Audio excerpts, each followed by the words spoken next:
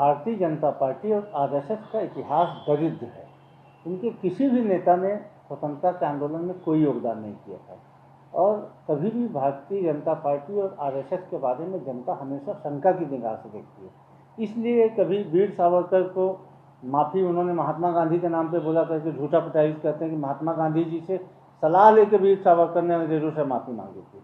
अब ये आरएसएस को सर्टिफिकेट देने के लिए बोलते हैं कि पंडित जवाहरलाल नेहरू ने 1965 में उनको गणतंत्र दिवस की परेड में शामिल होने का न्योता दिया था, जबकि सच्चाई ये है कि पंडित जवाहरलाल नेहरू 1964 में उनका देहांत हो गया था। तो भारतीय जनता पार्टी के नेता जान रहे हैं कि आरएसएस और भाजपा की विश्वसनीयता जनता के बीच में शून्य हो चुकी है, इसलिए नेहरू जी गांधी जी के नामों का उपयोग करके उसकी विश्वसनीयता बनाने की कोशिश करते हैं, लेकिन जानकारी के अभाव में इनका पोल फिर से खुल जाता है। तो कहीं न कहीं यह भारतीय जनता पार्टी के नेताओं की सच्चाई से उजागर हो गई। भारतीय जनता पार्टी और राष्ट्रीय स्वयं सेवक संघ ये दोनों का एजेंडा है कि एक झूठ को बार बार बोलो, तब तक बोलो जब तक कि लोगों के दिमाग में न भर जाए कि उनका झूठ सही है। मतलब भ्रम पैदा करके राजनीति करते हैं, इनके पास हकीकत कुछ नहीं है। कांग्रेस के नेता देश के इतिहास से भी अनभिज्ञ हैं, देश के महापुरुषों के जीवनी से भी अनभिज्ञ हैं, यहाँ तक कि अपनी ही कांग्रेस पार्टी के इतिहास से अनभिज्ञ हैं, जिसकी स्थापना ही O.U. ह्यूम नाम के अंग्रेज ने की, जिसका संचालन भी आज इटली के इशारों पर हो रहा है। उस कांग्रेस पार्टी के कार्यकर्ताओं को ये क्या मालूम कि पंडित जवाहरलाल नेहरू जी ने राष्ट्रीय स्वयंसेवक संघ का कब कब इस देश हित में सहयोग लिया, चाहे देश में युद्ध की बात हो, चाहे देश में आपदा की बात हो। पंडित जवाहरलाल नेहरू जी ने अनेकों अवसरों पर सरसंघ चालक जी से निवेदन करके संघ के स्वयंसेवकों की राष्ट्रभक्ति को मानते हुए और संघ के स्वयंसेवकों का उपयोग देश हित में किया।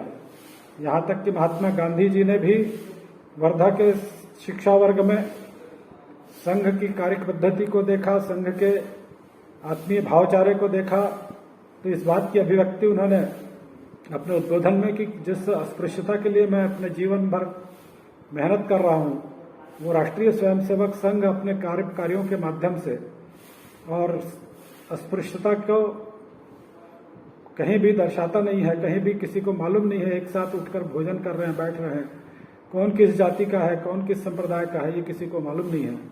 ये भाव जो है संघ बड़ी मात्रा में और मेरे ही अभियान को पूरे देश भर में एक प्रकार से चला रहा है।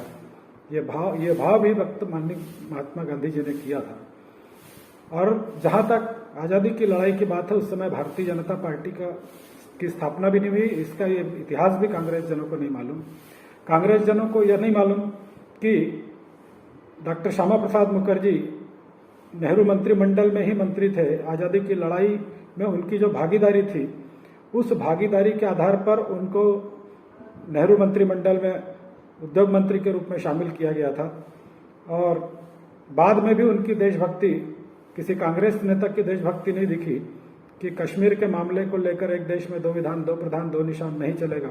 ये जनसंघ के अध्यक्ष के रूप में वे जाकर अपना बलिदान देते हैं, उनकी रहस्यमयी हत्या हो जाती है। तो ये कांग्रेस का इतिहास पहले कांग्रेसी पढ़ लें, भारतीय जनसंघ का इतिहास पढ़ लें, संघ का इतिहास पढ़ लें, उसके बाद बात करें, क्योंकि उनको तो वंशवाद का ही इतिहास मालूम है। वंशवाद में कौन के बाद कौन पैदा होता है, किसके चरण पखारना है, किसके चरण पखार के पानी पीना है, यही कांग्रेस जनों को मालूम है। उसके अलावा उनको देश का इतिहास नहीं मालूम, राम जन्मभूमि का इतिहास नहीं मालूम, कश्मीर का इतिहास नहीं मालूम, राम सेतु का इतिहास नहीं मालूम। और इस कारण से वे इस प्रकार की अनर्गल बातें करके देश की जनता को गुमराह करते हैं। देश की जनता उनसे बहुत समझदार है, सब समझती है, विशेषकर छत्तीसगढ़ की जनता बहुत समझदार है। डॉक्टर रमन सिंह जी के बयान को आधार बनाकर वे अनर्गल बातें तो कर सकते हैं, लेकिन डॉक्टर रमन सिंह जी ने जो बातें कही है वो प्रामाणिक बातें कही हैं। सन की बात इधर उधर हो सकती है, लेकिन घटनाक्रम की बात वो इधर उधर नहीं हो सकती। उस बात का अध्ययन कांग्रेसी कर लें, उसके बाद किसी प्रकार की बातें बोलकर जनमानस को दिग्भ्रमित करने का काम कांग्रेस न करे। रमन सिंह की जो मूल मंशा है वो ये बताने को था कि सावरकर जी और नेहरू जी की किस तरह से विचारधारा को लेकर, काम करने को लेकर उनके बीच समन्वय था, ये बताने का मकसद है उनका। अगर बोलचाल में तिथियां बदल गई होगी, सन बदल गया होगा, उस पर बखेड़ा करने की अपेक्षा ये देखा जाना चाहिए कि ऐसा घटनाक्रम है या नहीं है। अगर ऐसा घटनाक्रम है, ऐसे मुद्दों पर सहमति या असहमति बनी है, तो निश्चित तौर पर ऐसे काम को करने की जरूरत है। हम किसी व्यक्ति को या उसकी विचारधारा के आधार पर उसको दरकिनार नहीं कर सकते। पंडित जवाहरलाल नेहरू ने 1963 में आरएसएस को आमंत्रित किया था और दीनदयाल उपाध्याय जी को तो अपने कैबिनेट में साथ रखा था। पहला कैबिनेट जो बना उसमें दीनदयाल उपाध्याय जी थे, जो भाजपा के गठन के निर्माता माने जाते हैं।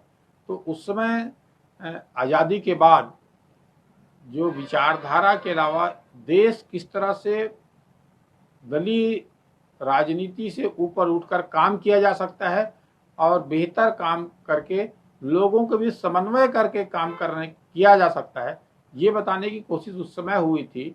वो अभी नहीं हो रही, अभी कठोरता ज़्यादा हो रही है।